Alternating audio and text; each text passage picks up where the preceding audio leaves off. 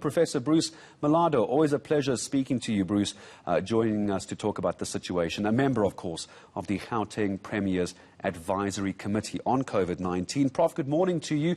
Advising on this, very, very scary numbers over the past 3 or 4 days. Hospitals filling up. What are you advising the Premier and what are you advising South Africa? Good morning.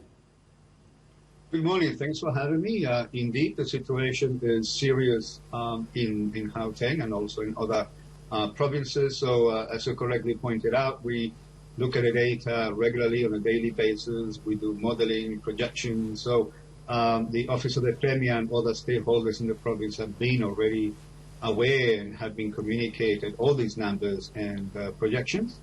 We have made already about a couple of weeks ago projections in regard to what would be the worst case scenario given a number of epidemiological parameters, the behavior of the pandemic so far, and so on and so forth. So we are certainly greatly concerned that the numbers will keep growing in the weeks to come. Speak to me, if you could, Prof, about that worst case scenario. You said you've run simulations and numbers, and you mentioned worst case scenario.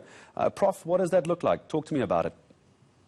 Right. So the Premier already indicated that's back on Friday during our weekly press conference that we may have, obviously that's the worst case scenario, of course, hopefully that's not going to happen, up to 80,000 active cases. That's actually a big number.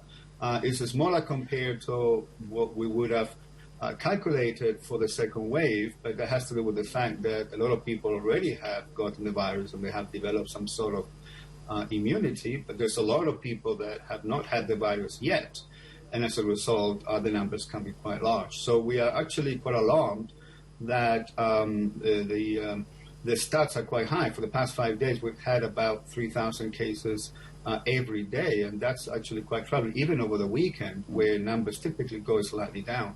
So indeed, the Office of the Premier and the province in general is very much aware of the seriousness of the situation. And of course, when it comes to hospitals, Professor, we're always going to ask the question because we saw the success of this last year during the various levels of lockdown when the hospitals around the country were overwhelmed, especially the hospitals up in Gauteng and down in the Western Cape. When they were overwhelmed, we took away the alcohol and suddenly the hospitals were able to cope much better.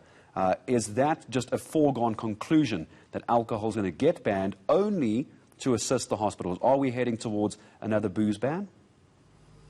Okay, you're completely correct. I mean, the statistics are very clear. The use of alcohol leads to trauma, and that trauma obviously fills up ICU. That's a very well-known effect, and that's easily quantifiable. So that goes into the modeling. Now, the situation hasn't reached the level yet where that kind of restrictions need to be reinstated. However, if the numbers keep growing and we will keep providing analysis to policymakers, they're going to have to probably think about type of restrictions. So in order to avoid that, it's absolutely essential that the population adhere to social distancing measures and level 2 measures. In particular, what worries us the most is super spread events, and that's really the essence of the level 2 restrictions that have been put in place in order to curb the numbers. I mean, the goal is to avoid spikes. The goal is to avoid massive growth, and it is the super spread events, the ones that are responsible for that kind of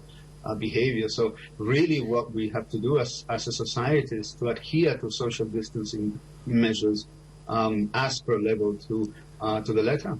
Professor, before I let you go, one last question to you. You mentioned again this modelling, and I know these models and these projections can get very complicated. If we take into account the number of people in hospital and all the data you have about how alcohol does affect capacity at hospitals, there surely must be a number that you can give me and give our viewers that if we hit that number in Gauteng, that we have no choice but to lock down alcohol in order to assist the hospitals. What is that number that everyone needs to be watching closely? Well, unfortunately, there isn't a number because the situation is highly dynamic and it changes drastically. We have to take into account patterns of mobility. We have to take into account the types of hospitalizations. We have to take into account the acceleration of the numbers. So there isn't a number. So what we do is we continuously update these models. We continuously calibrate them with newest data. We look at the creation of hotspots. It's really, you have to take a holistic approach. So there isn't a number. So when we reach a situation where we are able to predict that the hospitalizations or the occupancy is way too high, and we see from the data that the numbers are going to keep growing, and we can make solid predictions on the basis of the data, then of course we will raise the alarm to policymakers. But there isn't, unfortunately, a number that I can quote for that. It's a complicated calculation because it depends on many different parameters.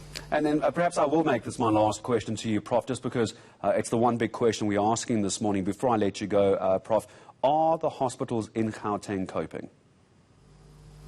So far, as you have seen, the numbers I think are around 3,000 patients. I think we're below a threshold, but of course the concern is always there that as we see the numbers growing, there is a slight delay between the positives and hospitalizations that they actually may fill up. So, of course, there is a lot of concern and there is a lot of effort being made at the level of the province to remedy some of the deficiencies that the press has been talking about in regard to the water and hospitals not being functional. So that clearly is a top priority, as the Premier indicated already on Friday. Well, hopefully we start seeing these numbers coming down. Always a pleasure to speak to you, Prof. It's Professor Bruce Mellado, member of the Gauteng Premier's COVID-19 Advisory Committee.